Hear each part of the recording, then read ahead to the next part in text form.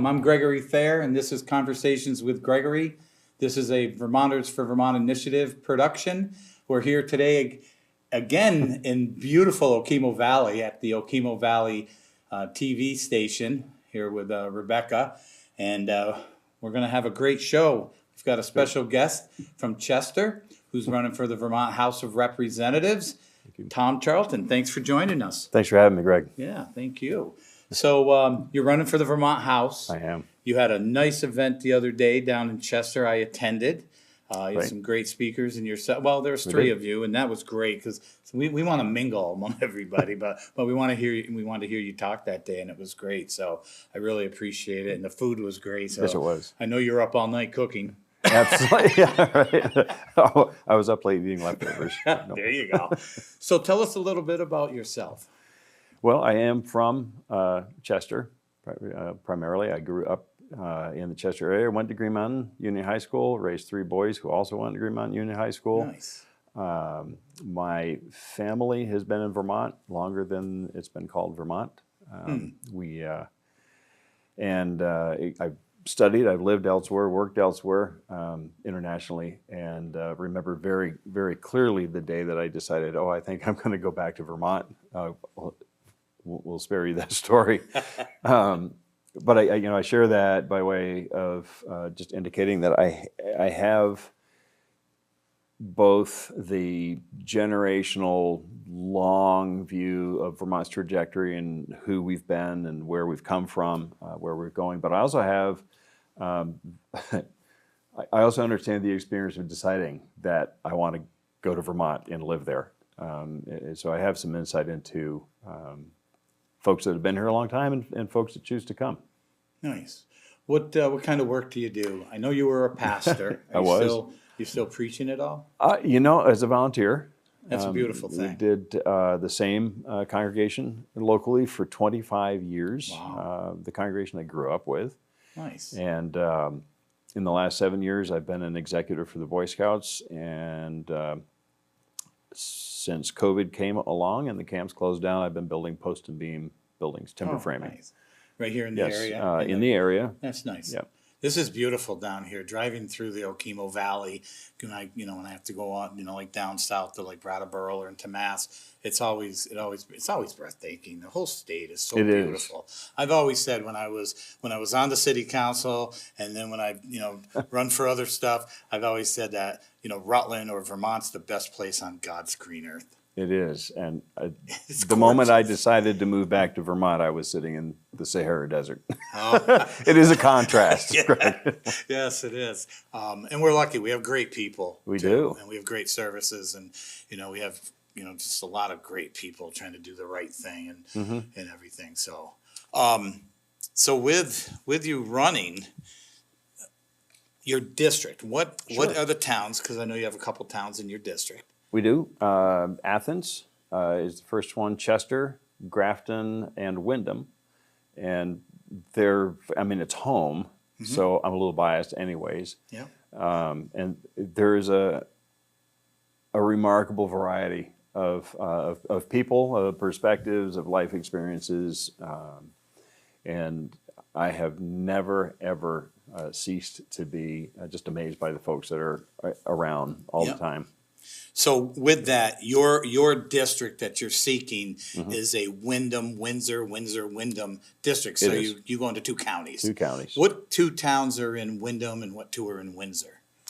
Chester is in Windsor, yeah. and the other three are in Windham. Oh, so one. Okay. Yeah. Okay.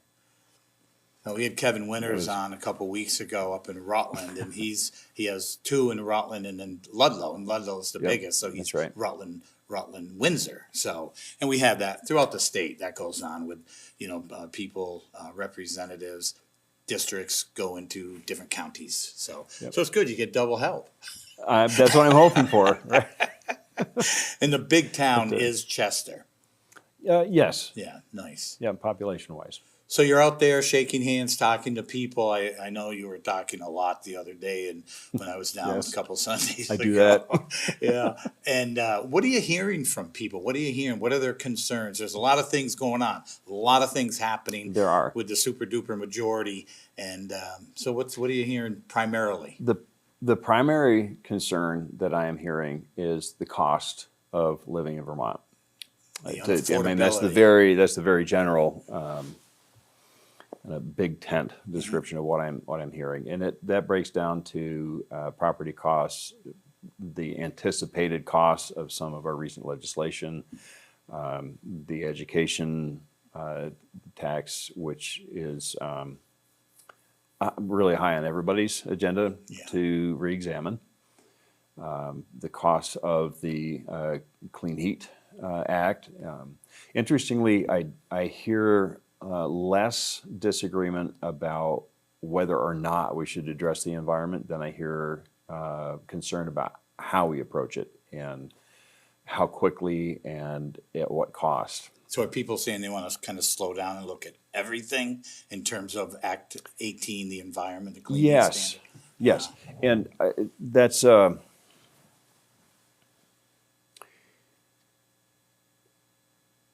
the expected cost of the clean heat is probably at the top, Yeah. and the rate at which we're approaching it. We do have the advantage in Vermont of being a rather low carbon producing state. Yes, we are.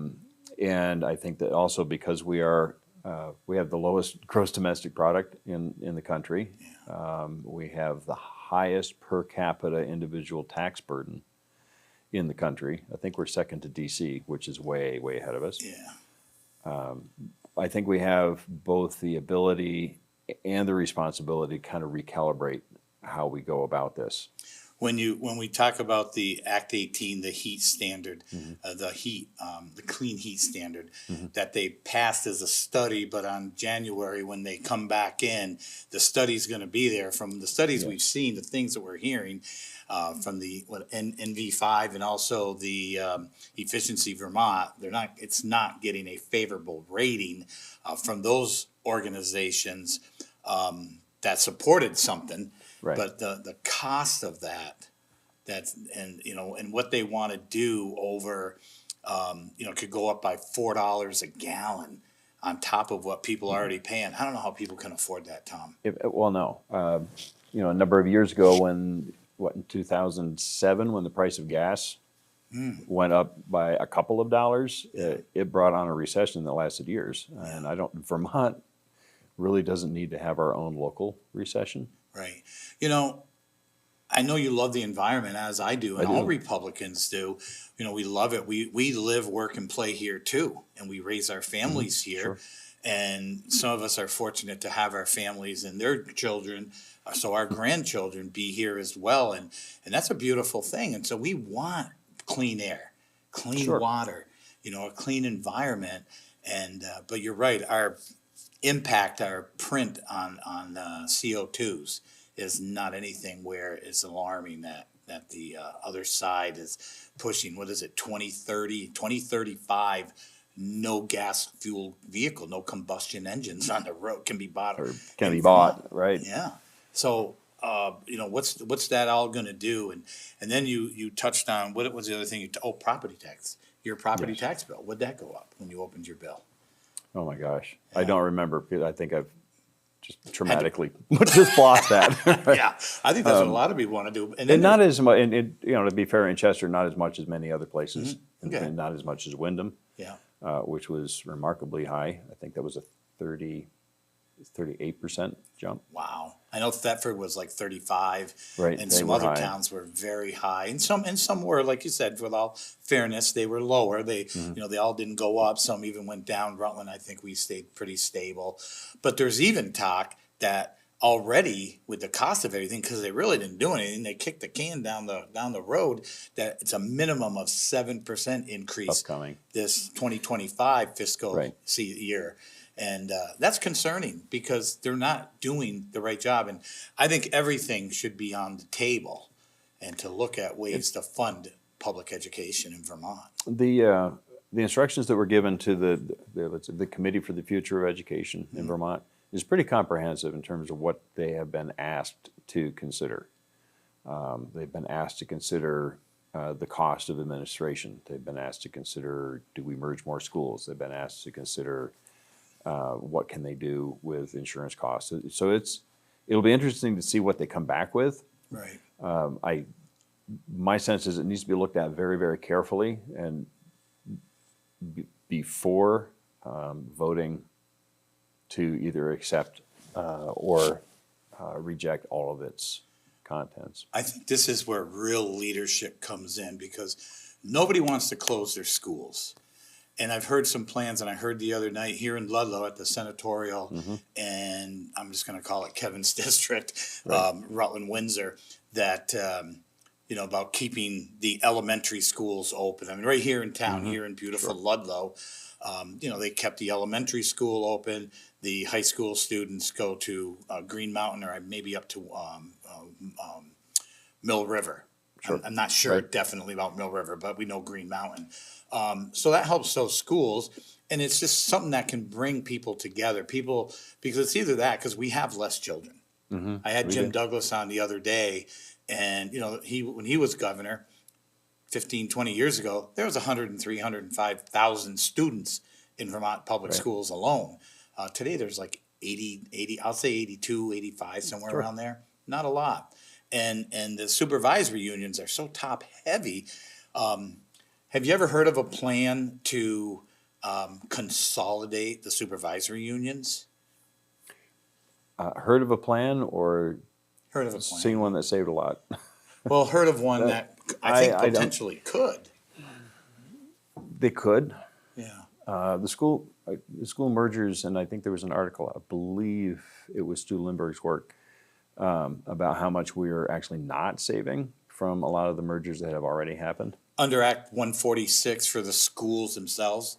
I believe so. Yeah. And I'd have to go back and That's okay. I would encourage people to look it up, look for it. They can find it online. You're getting so much information thrown at you. I don't expect, and I don't believe our people expect you to remember everything. I have already begun kind of assembling a team of go-to people who are really specialists in all of these different areas. Good. And networking them is... What are you hearing about crime and stuff like that, and fentanyl and mental illness and I hear... human obviously trafficking?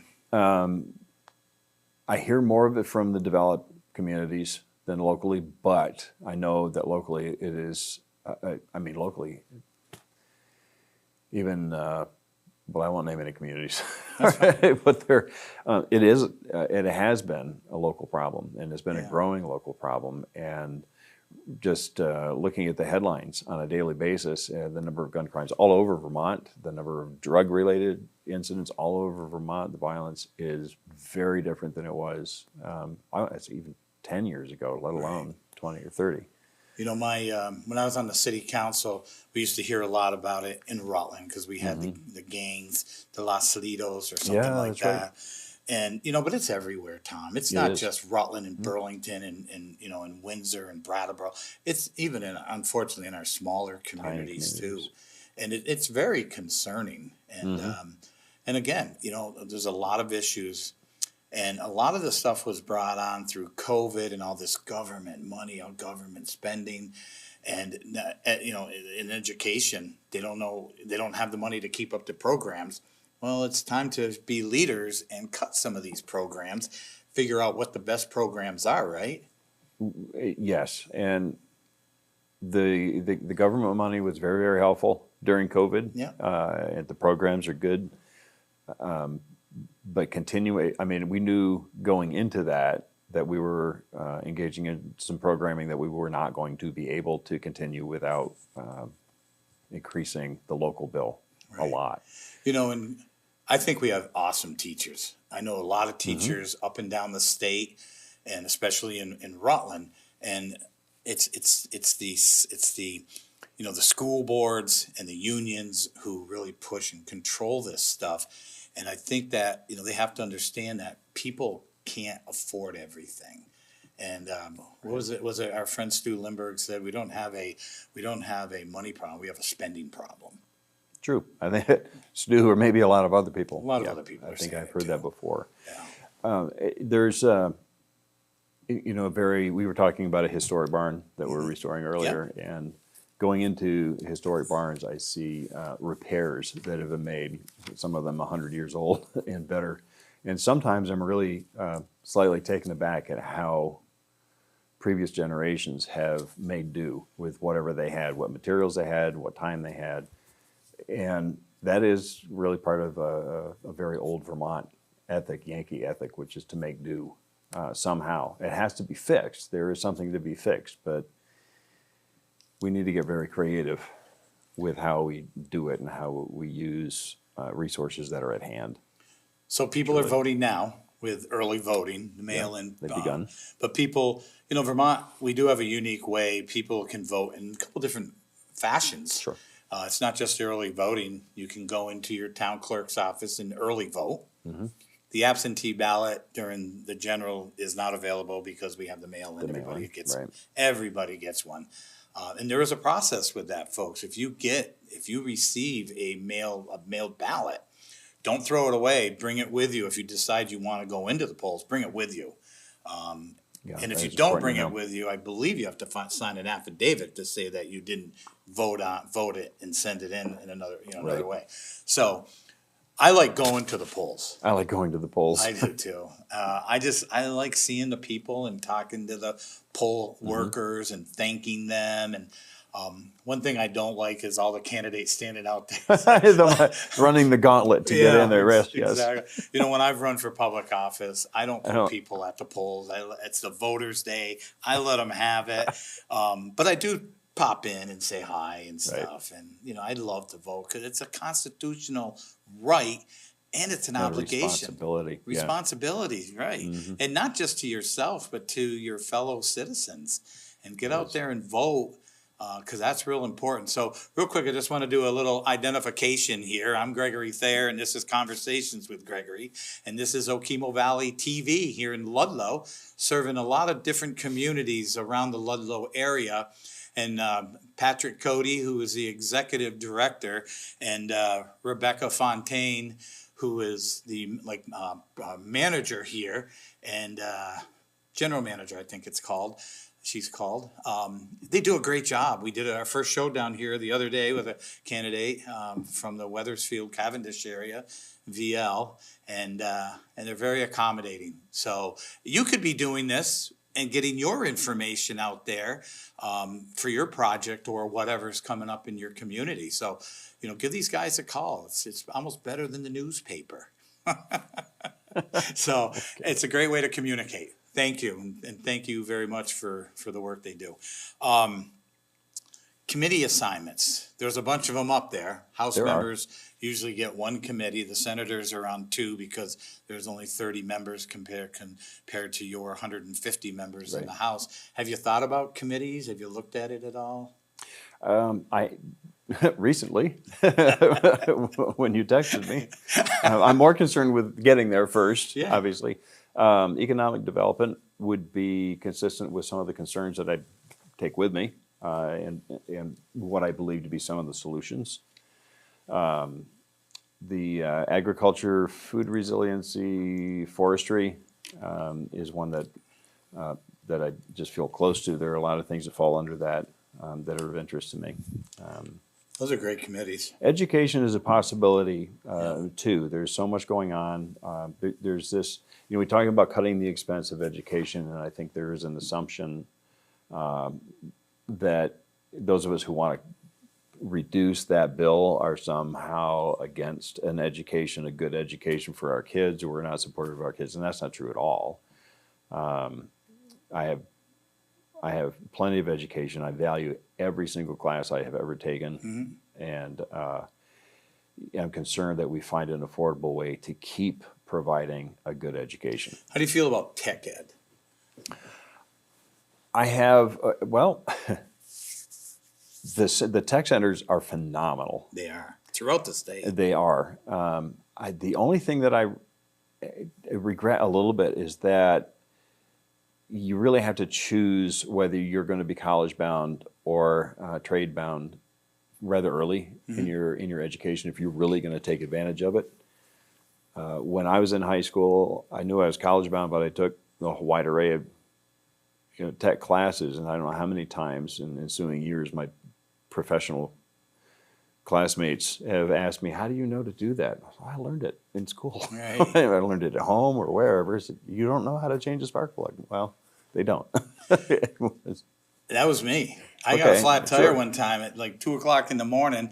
I'm calling my buddies and they're like laughing at me. It's like, but I used to be that guy pushing people and trying to get, talking to people about going to college, but college isn't for everyone.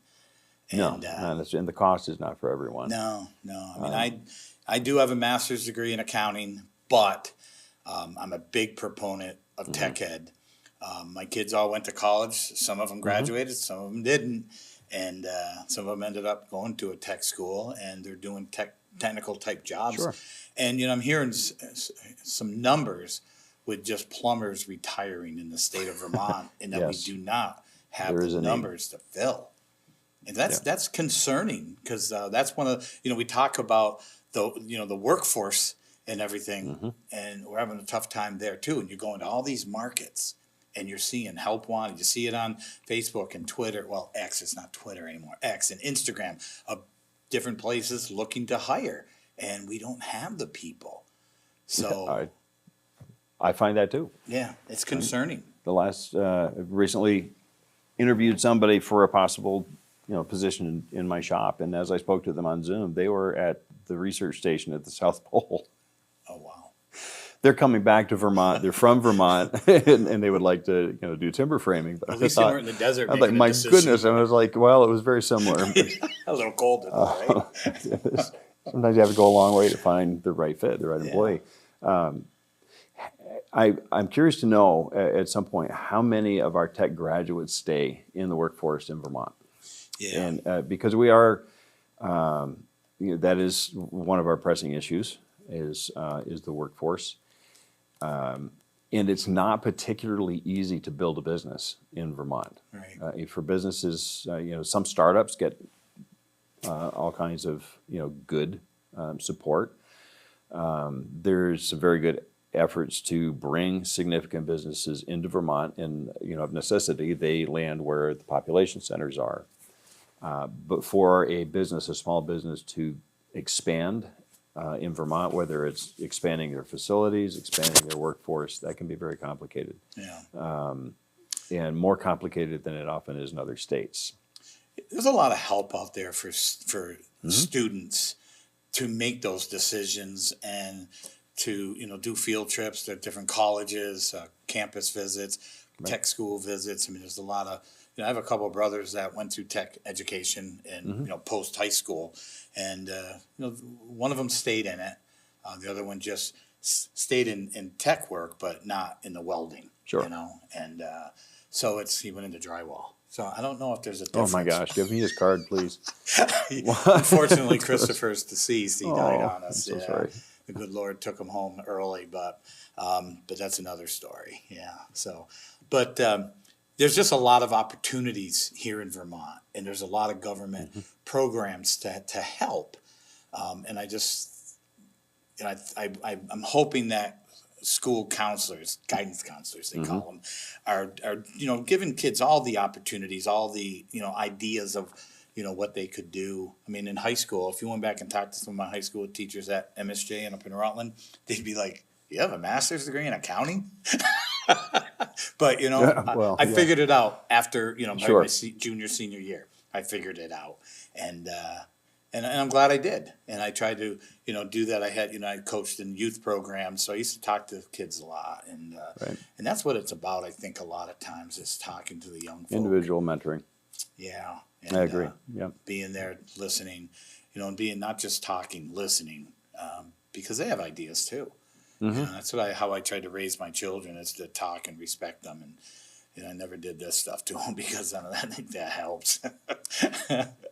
But yeah, so what are some of the things that you'd like to close on? We're inside of 5 minutes, so we've still got a lot of time here.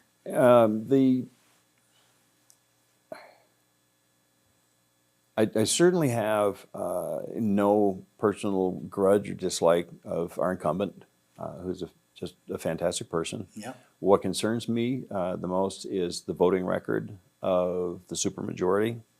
It's unwillingness to cooperate and listen to Phil Scott when he is repeatedly telling them this is too expensive for working class Vermonters. I absolutely agree. And the voting record kind of stands for itself. We need to break the supermajority and kind of return to a balance where people have to negotiate and they have to listen to each other and they have to find a compromise to get stuff done. That'll be a longer lasting solution anyways. And that's what I think politics is all about, the art of compromise. Yeah. Because, you've got different political ideologies and persuasions coming together under the Gold Dome up there in Montpelier or whatever state capitol or U.S. capitol or school board, town council. And you've got to work together, and you've got to have respect. And you can have differences, but be respectful. My father and grandfather always told us, you don't have to totally agree, but you have to be respectful. You have to have information. You have to have solutions. There's a lot of things I don't like, but I have solutions. And I'm not saying it should all be my way, but let's put stuff on the table and see. The solution to the politics, and just looking back at 25 years of pastoring, is very much the same as marriage counseling. Yeah. It's the same issues. Yeah. Often. And a lot of the folks, Tom, on the other side, like you said, of your opponent, they're nice people. Yeah. And they're friends, and you see them out, you talk to them. I mean, recently when I was just running, I spoke and sat with Dave Zuckerman a couple times.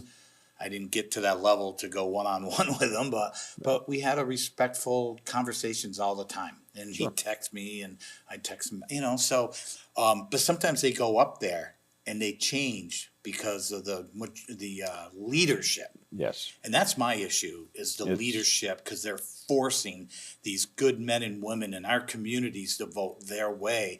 And we all know that a lot of times up there, it's special interest, big interest, that's controlling the agenda.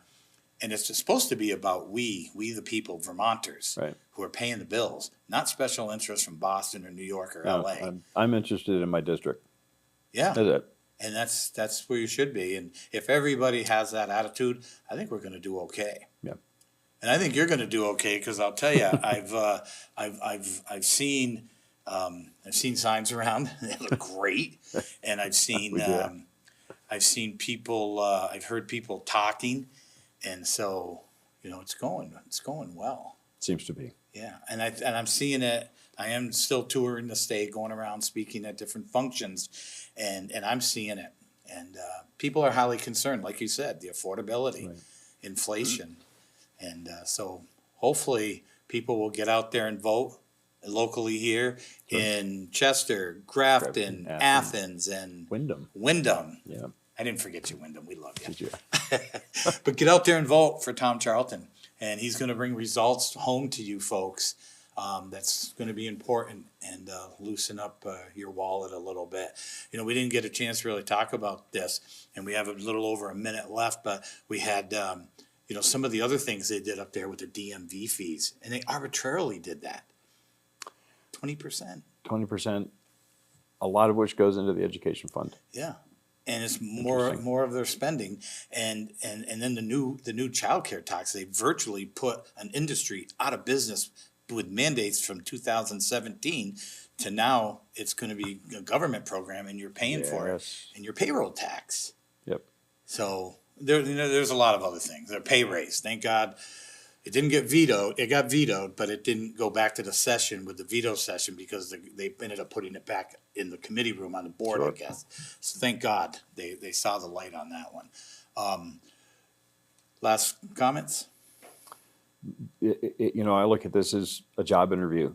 It's not a prize. Going up there is a task. It's a challenge.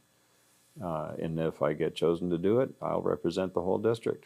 Well, and good. Go do the job. How can people get a hold of you? Can you give them your email? I can. So there's Tom at Charlton, CHARLTON, for the number, Vermont.us. I think Rebecca's going to get that up on the screen for us too, so that we'll have it as part of the video. So have any questions, give Tom a call. Definitely. Thank you all very much, Tom. Thank you very much. Greg, glad to be here. Yeah, I'm Gregory Thayer, and this is Conversations with Gregory.